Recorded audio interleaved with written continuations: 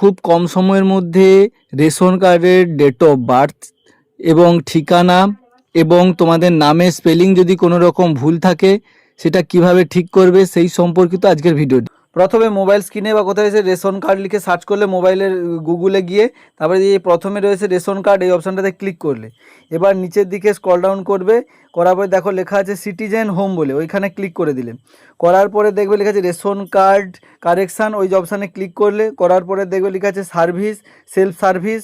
এবার নিচের দিকে স্ক্রল ডাউন করে করে আসবে, দেখবে যে আপডেট বলে অপশান আছে, আপনার রেশন কার্ডের তথ্য সংশোধন করুন বলে আছে, এখানে ক্লিক হেয়ারে তোমাদেরকে ক্লিক করে দিতে হবে। করার পরে দেখবে নিচের দিকে নামালে তোমাদের আধার কার্ডের সঙ্গে এখানে ডেট অফ বার্থ রেশন কার্ডের চেঞ্জ করা যাবে।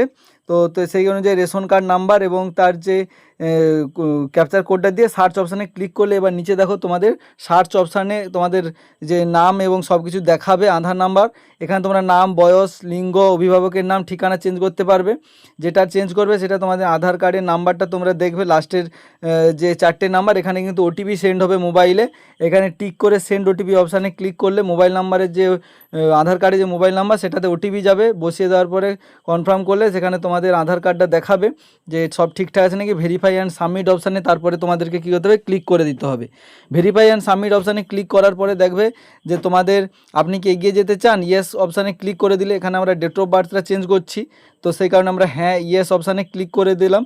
চেঞ্জ করে দেওয়ার পরে ইয়েস অপশানে ক্লিক করলে আধার কার্ডের যে ডেট অফ বার্থটা সেই ডেট অফ বার্থটাই ওখানে কিন্তু হয়ে যাবে।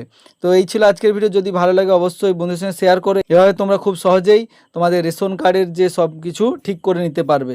ইওর ডাটা সাকসেসফুলি আপডেটেড, তোমাদের সব ঠিকঠাকভাবে আছে, এবার ঠিক আছে অপশানে ক্লিক করলে সব কিছু ঠিকঠাকভাবে আপডেট হয়ে যাবে।